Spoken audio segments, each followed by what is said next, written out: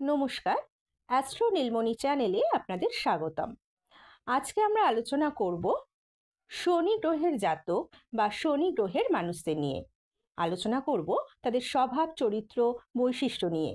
আলোচনা করব তাদের জীবনযাত্রা, তাদের ভালো লাগা, খারাপ লাগা, তাদের পছন্দ, অপছন্দ, তাদের কিসের প্রতি আগ্রহ এবং কিসের প্রতি অনাগ্রহ তা নিয়ে।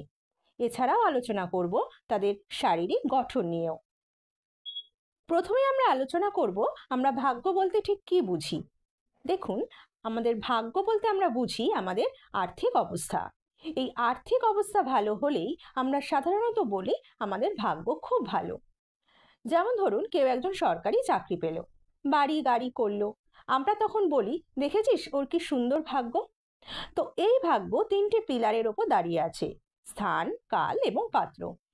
প্রথম হলো আপনার পরিবেশ, মানে আপনি যে পরিবারে জন্মগ্রহণ করেছেন, আপনার বাবা মা এবং আত্মীয় স্বজন।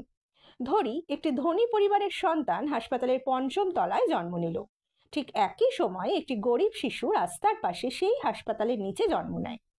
এক্ষেত্রে দুজনের জ্যোতিষ চার্ট একই হবে, কিন্তু তাদের ভবিষ্যৎ কি এক হবে? না, দুজনের ভবিষ্যৎ এক হবে না। এই ভাগ্য মানে আমাদের আর্থিক অবস্থা। গরিব ছেলেটা তার পরিবার এবং পরিবেশ থেকে কোনো সাহায্য পাবে না নিজের ভাগ্য গড়ার জন্য। এজন্য পরিবেশ ভাগ্যের জন্য খুব গুরুত্বপূর্ণ।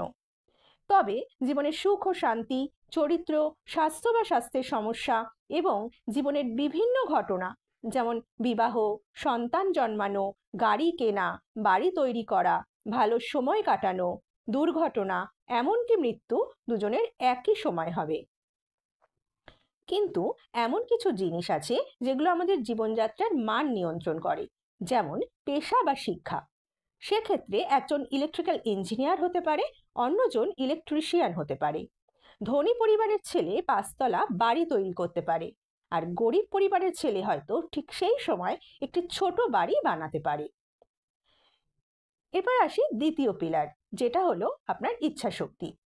অনেকের মতে ভাগ্যে যা আছে তাই হবে। আমি এতে কিন্তু বিশ্বাস করি না।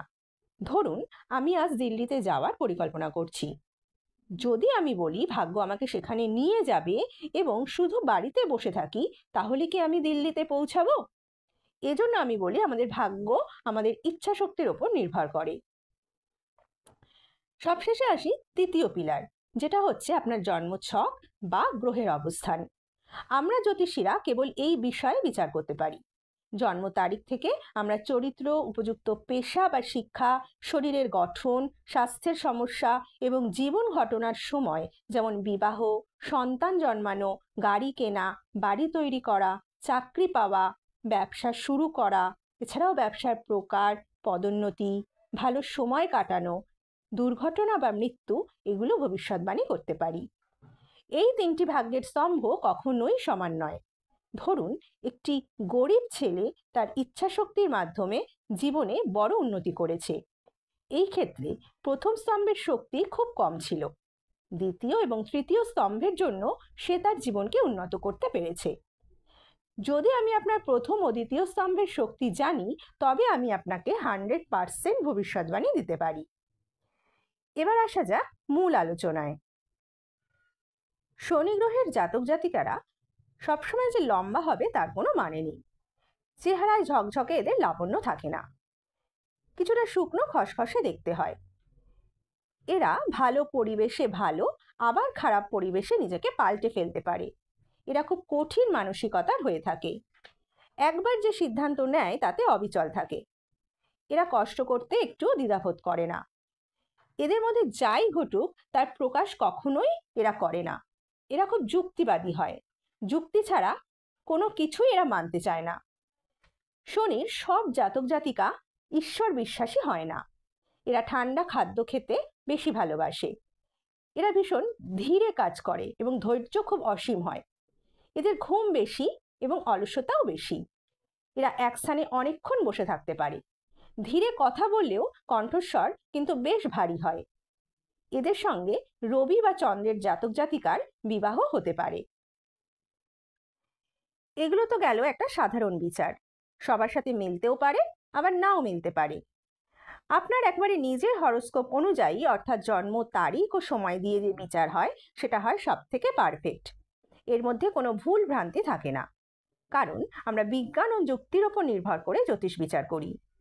প্রথমে আমরা জন্মের সঠিক সময় বের করার জন্য আপনার জন্মের সময় সংশোধন করব। এটি +- 15 মিনিট হতে পারে। তারপর আমি আপনার সমস্ত প্রশ্ন যেমন শিক্ষা, কেরিয়ার, চাকরি এবং আপনার ব্যবসার বিষয়ে প্রেডিকশন দেব। আপনার পক্ষে কোন সাবজেক্ট ভালো হবে, কোন ধরনের ব্যবসা আপনার পক্ষে ভালো হবে, প্রতিযোগিতামূলক পরীক্ষা যেমন JEE, নিট, ইউপিএসসি, এসএসসি ইত্যাদিতে আপনার সাফল্য কেমন আসবে সেই ব্যাপারেও আমরা আপনাকে বলবো। আপনার বিদেশ সফরের যোগ আছে কিনা এবং সেখানে সেটেলমেন্টের যোগ কতটা আছে সেই ব্যাপারেও আমরা আপনাকে প্রেডিকশন করব। আপনার প্রেমের সম্পর্ক এবং দাম্পত্য জীবন কেমন যাবে সে ব্যাপারেও আমরা বিচার করব। ভবিষ্যতে কোনো স্বাস্থ্য সমস্যা এবং কোনো দুর্ঘটনা আছে কিনা তা খুঁজে বার করব। গৃহপ্রবেশের জন্য ভালো সময় খোঁজা, গাড়ি কেনা, ফ্ল্যাট কেনা বা কোনো গুরুত্বপূর্ণ সমস্যা মোকাবিলা করা, গুরুত্বপূর্ণ মিটিং ইত্যাদির জন্য শুভ সময় বের করা, এগুলো সব কিছুই আপনি আমাদের কাছে করতে পারবেন। এছাড়াও আপনার যে কোনো প্রশ্নের উত্তর পেয়ে যাবেন আপনি আমাদের কাছে।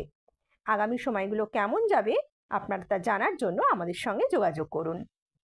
যারা চাইছেন যে এইভাবে বিজ্ঞান এবং যুক্তির ওপর নির্ভর করে অ্যাস্ট্রোলজি শিখবেন তারাও আমাদের সাথে যোগাযোগ করতে পারেন। এখানে কোনো বুজরুকের জায়গা নেই। এখানে অ্যাস্ট্রোলজি শিখতে গেলে আপনাকে গলায় রুদ্রাক্ষের মালা পরতে হবে না। এখানে অ্যাস্ট্রোলজি শিখতে গেলে বড় বড় চুল রাখতে হবে না। এখানে অ্যাস্ট্রোলজি শিখতে গেলে কোনো বাবা বা মহারাজও হতে হবে না। এখানে অ্যাস্ট্রোলজি শিখতে গেলে শুধুমাত্র বিজ্ঞান এবং যুক্তিমনস্ক মানসিকতা আপনার মধ্যে থাকতে হবে, তবেই আপনি এখানে অ্যাস্ট্রোলজি শিখতে পারবেন। আমরা অ্যাস্ট্রোলজিতে কোনো কিছুই অন্ধের মতো বিশ্বাস করব না। আমরা প্রত্যেকটা জিনিসের ব্যাপারে একটা করে যুক্তি খুঁজব। যেমন ধরুন, একটা প্লেন অ্যাক্সিডেন্ট হলো, 500 লোক মারা গেল, সবারই কি মৃত্যুর যোগ থাকে ওই সময়? এটা অসম্ভব ব্যাপার। সবার মৃত্যুর যোগ থাকে না। দেখুন, অ্যাস্ট্রোলজির সাথে ভগবান বলুন, মা তারা, মা কালী বলুন বা বাবা মহাদেব বলুন, কারোরই কিন্তু কোনো সম্পর্ক নেই।